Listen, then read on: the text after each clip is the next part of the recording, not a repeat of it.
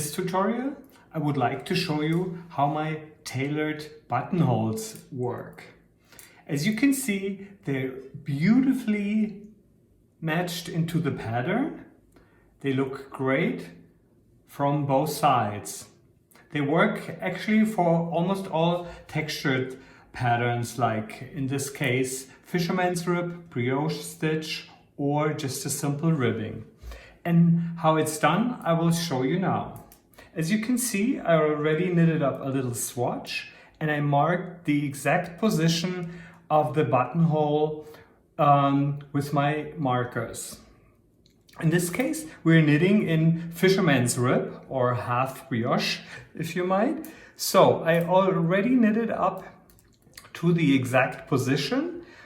The exact position of your buttonholes, you might find them in your pattern. Actually, this is my gentleman's cardigan. So you just might look it up and it tells you the exact position of the buttonholes. And it works like this.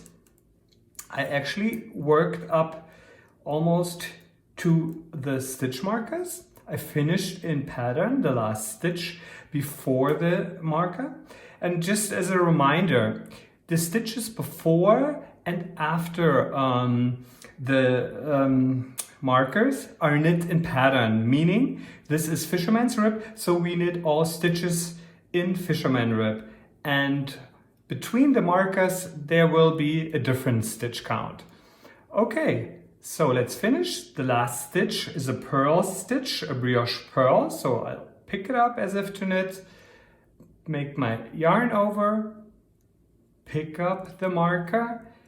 Right now we have 5 stitches on the needle and we actually need 10 stitches to create a front and a back side. And this is how it works. You knit the first stitch in pattern. It's a knit stitch. You make a yarn over. So we created one more stitch.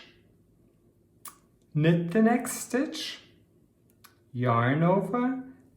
Knit the next stitch, yarn over, knit the next stitch, yarn over, and you knit the next stitch and make a yarn over. And as you can see, we did not continue the fisherman's rib, we just knitted each stitch. What's going to happen is, as in the Italian tubular cast on, we create like a rib, like a knit stitch and a purl stitch. What we did right now was we just doubled all the stitches. So we have 10 stitches right now on our needle. So be careful when you place the marker on the right hand needle so that you don't lose the yarn over. So you pick up the marker. Next stitch is going to be in pattern. It's going to be a purl, a brioche purl. Pick it up as if to purl.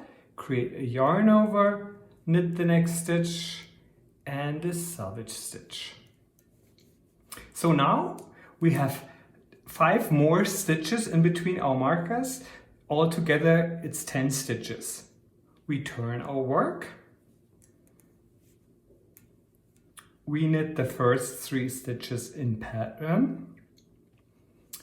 Selvage stitch, a purl, and a brioche knit. You can see I'm knitting in together with its yarn over. Pick up the marker and now here you can see a big loop, a big strand of yarn. Never mind, just knit it.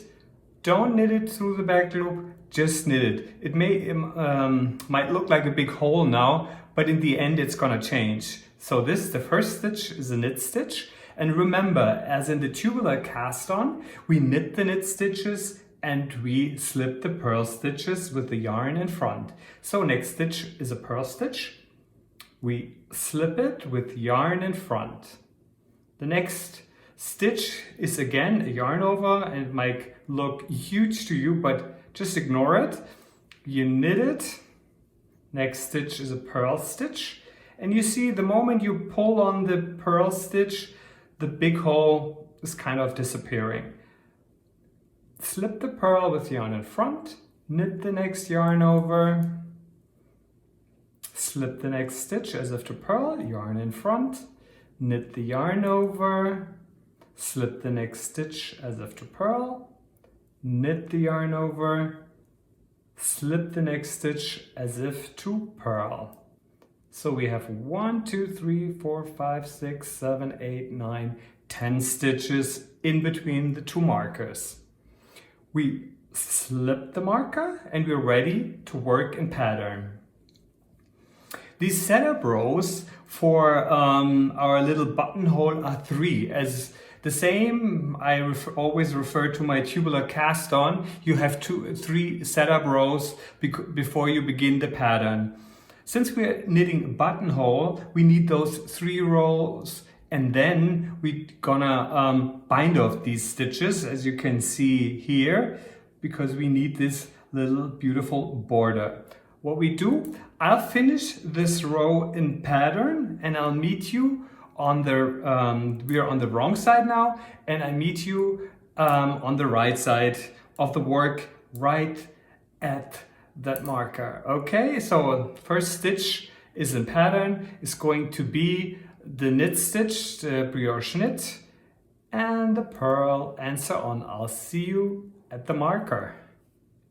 So I'm back on the right side of the work. As you remember, we just finished the first setup row for a buttonhole, worked on the wrong side, and now I'm close to the stitch marker and I'll show you the second setup row.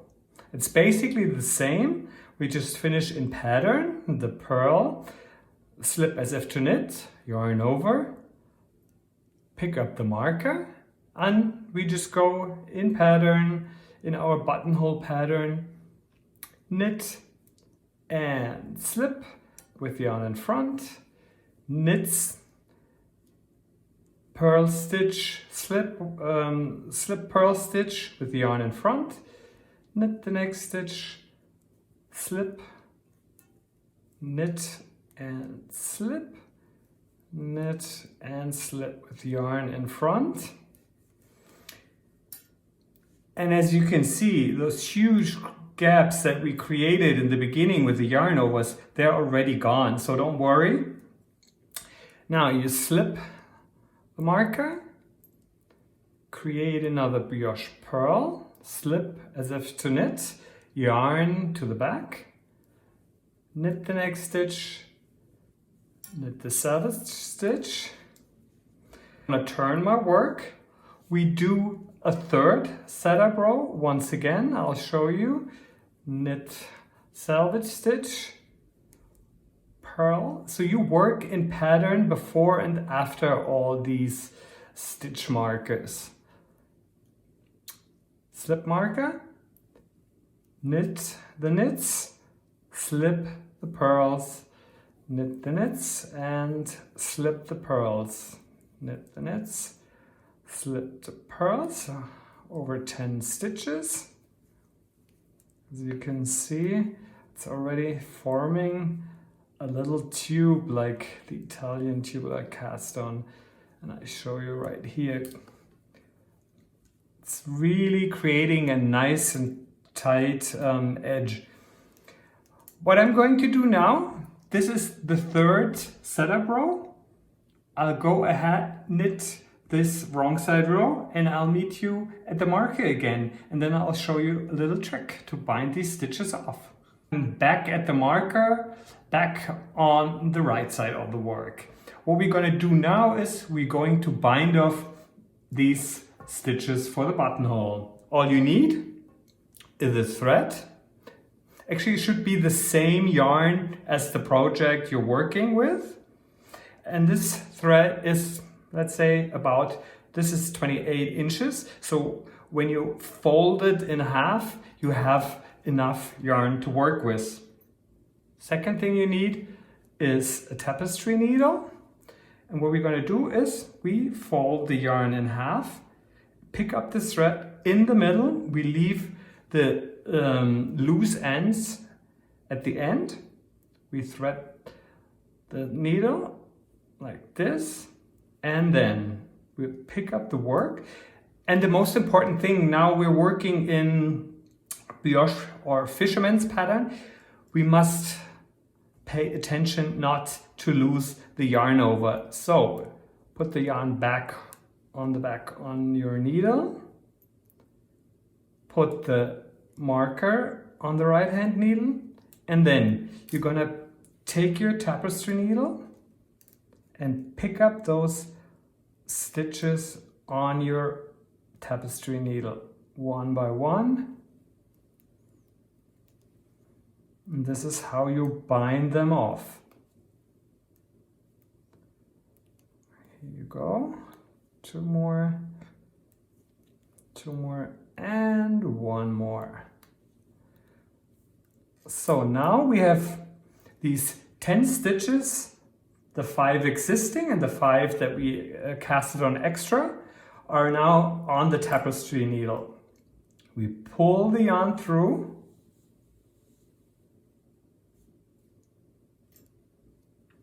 leaving a tail with these bows loose ends.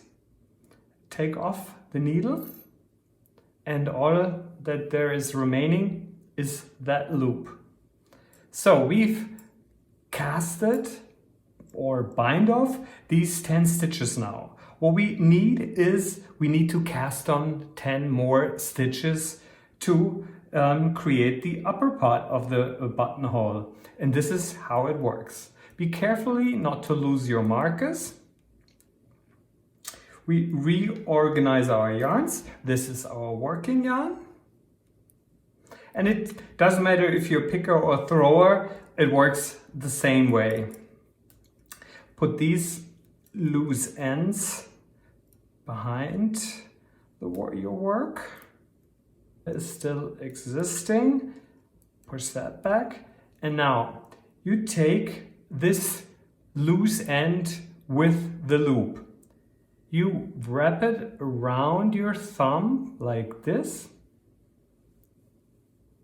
and hold it tight with the rest of your fingers. Now we're gonna cast on 10 stitches above and underneath this strand, and this works like this.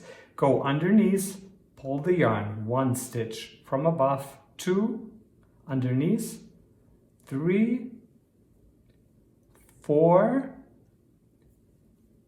5, 6, 7, 8, 9, and the last stitch is a yarn over. Now you let go of that thread,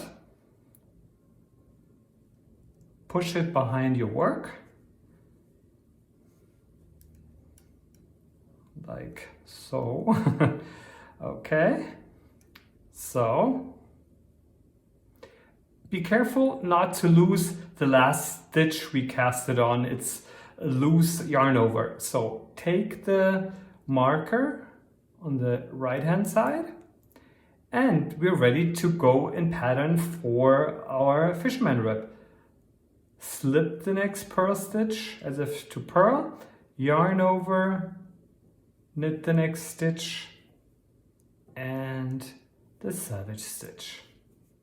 So now we've casted on 10 stitches and we have a bunch of loose ends hanging. Ignore it, it's gonna be over soon. Turn your work and we are ready to work on the wrong side of the work. The 3 stitches in pattern, selvage stitch, purl, the brioche knit with its yarn over, together, and now slip the marker. Now we encounter the same problem. We have that loose yarn over. We're just gonna knit it as a knit. You'll see we have that loose end again, but we ignore it again. Next stitch, same thing. It's a purl stitch. We're just gonna slip it as if to purl with yarn in front.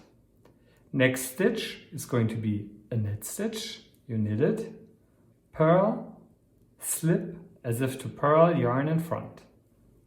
Knit, slip, knit and you slip, you knit, and you slip. Let me count. 2, 3, 4, 5, 6, 7, 8, 9, 10 stitches. And we're gonna slip the marker. And the next thing is the brioche knit stitch, knit together with its yarn over, and a purl stitch, and so on in pattern. So let's just quickly recap. You can see we have a bunch of loose ends in the back. We're gonna tie them up pretty soon. I'm just gonna knit a couple of rows on top of it. Here I am at the right side of my work and I'm back close to the marker. So we finished the first setup row, and now I'm gonna finish in pattern. I slip with yarn over, and keep remembering yarn over, don't lose it before you put the marker on the right hand needle. And for the last time, this is going to be the second setup row. Knit the knits and slip the purls. For the top part of the buttonhole, we only need 2 setup rows, because on the next row, on the wrong side row, we're gonna reduce the stitches from 10 to 5 again. So we'll keep knitting in pattern. As you remember, we doubled the stitches to 10 stitches, and now we have to reduce them again. And we're going to do this on the wrong side, on the next row. The stitch is a purl, so I slip it as if to purl with yarn in front. Pick up my marker, knit in pattern, slip the purl with yarn over because we're knitting fisherman's rib, knit and knit the selvage stitch. Now I'm going to turn my work, and as I promised, I told you we're going to fix the stitches and the loose ends. So how you get rid of this part? It's quick and easy, and that's why I love my buttonhole so much. You just pull, and as you can see, it's already gone, that loop. And now we're gonna decrease the length of this, and I hold on a little bit, and now just keep on pulling, just until a tiny loop is left over. And now that's the amazing thing about the buttonhole. I'm gonna pull the yarn through and pull it through the loop. And I keep on pulling, and you can see how this almost disappears. For now, I'm just gonna leave it at this, because later on, when we're going to weave in the ends, I'm going to adjust it to my button actually, because I don't want to make it too tight, because you can see the buttonhole is really sturdy. So you want to make sure that your button actually fits. What I'm going to do now is pick up my work again, and I'm going to show you how to decrease the stitches to 5 again. I knit the selvage stitch, purl, knit the brioche stitch with its yarn over. Now you can take off the marker because we don't need it anymore. And as you can see, the last stitch is a knit or a brioche knit stitch, and the next stitch on the needle is a knit stitch too from our cast on for the buttonhole. So the next stitch in pattern should be a purl stitch. So what we're gonna do is we're just gonna purl the next 2 stitches together. 1 stitch reduced. Next stitch should be a knit stitch. So we're gonna knit the next 2 stitches together. Next should be a purl. We're just gonna purl 2 stitches together. Next stitch should be a knit stitch again. So we're gonna knit the next 2 stitches together. And the last 2 stitches are a purl stitch. So we're going to purl them together, just simply purl. So now we have our 3 stitches and 1, 2, 3, 4, 5 stitches. And we're actually back to our originally cast on. Take off the marker. And the next stitch, last stitch, is a purl stitch. It's going to be a brioche knit stitch. And we continue in pattern. I'm actually just going to knit up a couple more rows so we can weave in the ends and decide the size for our button. So I've knitted a couple more rows and now we're ready to weave in the ends. And it works like this. This is actually the button I'm going to use. It's a 3/4 inch button. And the first thing is, before you fix those ends, is to try if the actual button is going through. And it should be with a little resistance. And I think this is quite perfect. So now I'm going to pick up my tapestry needle, thread the yarn. And the good thing, you can close like little gaps on the go. So let's see, take a closer look. You can see there are some tiny holes and I'm going to fix that now. So this strand is coming from underneath, so I'm going above.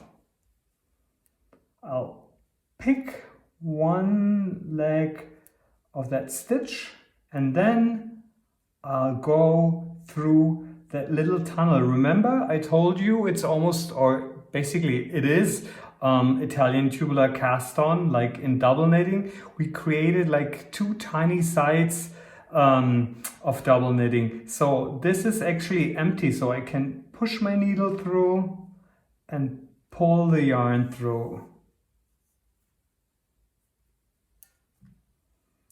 Adjust it a little bit, but remember, don't pull too hard because it might change the size of your buttonhole and you don't want to make it too tight so your button won't fit it again. So now we have this little hole, so I'm just going to create a little duplicate stitch to close it. So, and you can see it's closed. And if you're knitting the gentleman cardigan, remember the edge stitches are going to be an I-cord. So I-cord is perfect for like trapping in all the remaining ends of your yarns. So what I'm going to do is I'm just gonna weave my yarn through those stitches towards the edge and pull it through. I'm gonna cut it just a little bit so it doesn't bother me while knitting, but enough that I can weave in that end into my I-cord. I'm gonna thread the other end of the remaining yarn. I'm going to do the same thing, pick up a leg of this right side column, anchor the yarn, and now I'm just gonna go through the same way on the bottom part. Go through that little tunnel that we just created. Pull the yarn through. And be careful. I'm just gonna test it one more to see if not the shoe, but the button fits. And I'm gonna stretch it a little bit. And here we go. So, yes. Perfect. So I won't tug no more. And all I do is go through to the other end, weave it in, go through the edge stitch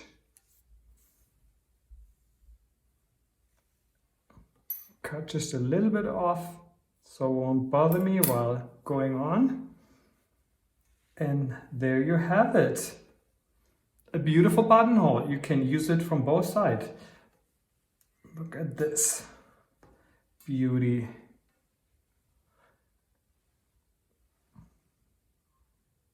So I wish you happy knitting and try it on your next project. Thanks for watching.